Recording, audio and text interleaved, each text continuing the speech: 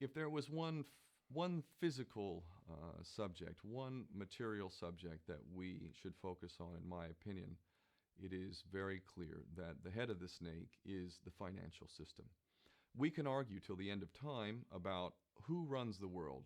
Is it the Jesuits? Is it the reptilians? Is it the Illuminati? Is it the Freemasons? We can go on and on and on and on about this.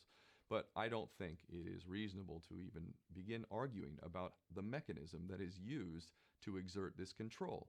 The mechanism is finance. The whole point of finance is to indebt, otherwise to enslave. What is a mortgage? I mean, what does that stand for? It's a death grip. So when you get a mortgage, you have a death grip held over you because you are in debt. You don't even own the house. The bank owns the house that loaned you the money to buy the house, unless you're fortunate enough to have all the money to buy it outright. And even then, you can be taxed by the government, and if you fail to keep up with those taxes, the government can then take it from you. The whole system is based on a financial fraud which effectively takes the power that we have and it gives it to a tiny group of individuals who are running the world through the control of finance.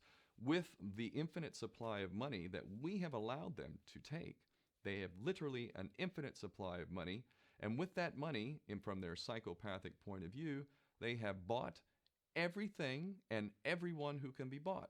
So those of us who cannot be bought because we operate on a level that goes way beyond the material, we are not rewarded for such behavior. We are punished for such behavior. And the most slovenly, disgustingly criminal, pedophilia, corrupt moral individuals, those are the ones that are rewarded in this system, which is upside down.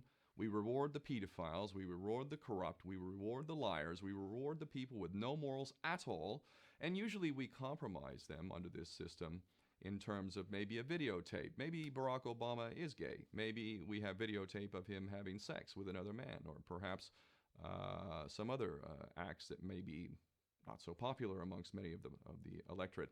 Or maybe we have videos of political leaders having sex with little boys or little girls. If I was in charge of the world and I was a psychopath and completely drunk on my own power, you can bet damn sure that's what I would do. I wouldn't allow anyone in a position of power who wasn't completely compromised. When you have an infinite supply of money, you can do this. Take that supply of money away, take that power back, put it in the hands of the people, get rid of fractional reserve banking, which is an obscenity in itself.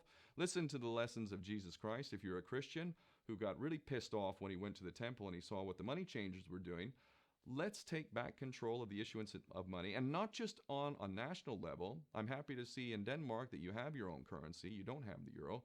But on every country's level, they should be issuing their own currency in a transparent, non-usury based way in which it really, truly benefits the people. And in that way, we can literally free ourselves of the banking debt which is drowning us all, and we can stop scrambling for the crumbs from the table of these filthy rich psychopaths and live in a state of abundance just by changing this one thing. And I'm not just talking about abundance for Western nations who have an artificially inflated value with their currencies.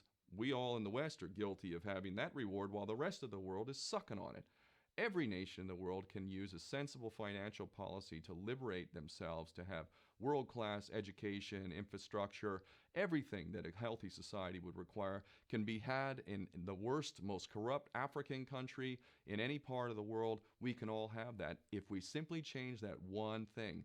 John F. Kennedy did that about 6 months before he was taken out. He issued United States notes as opposed to Federal Reserve notes. I can assure you the powers that be knew the power of that act, and they took him right out. So the bottom line is, if we as people understand this very simple principle, just this one thing, change this one thing, we can solve every other problem you can name. I don't care what the problem is. I can bring it back to the financial system and an infinite supply of money for a bunch of psychopaths who are running the world, as opposed to an abundant supply of money for all of us. So in that sense, I'm very optimistic. This is not rocket science. I am not the smartest guy in the room. We can all understand this. And as soon as we do, we can exercise the same power that we had, but relinquished, and we can have a future for ourselves and our children. There's a lot to be optimistic about, quite frankly.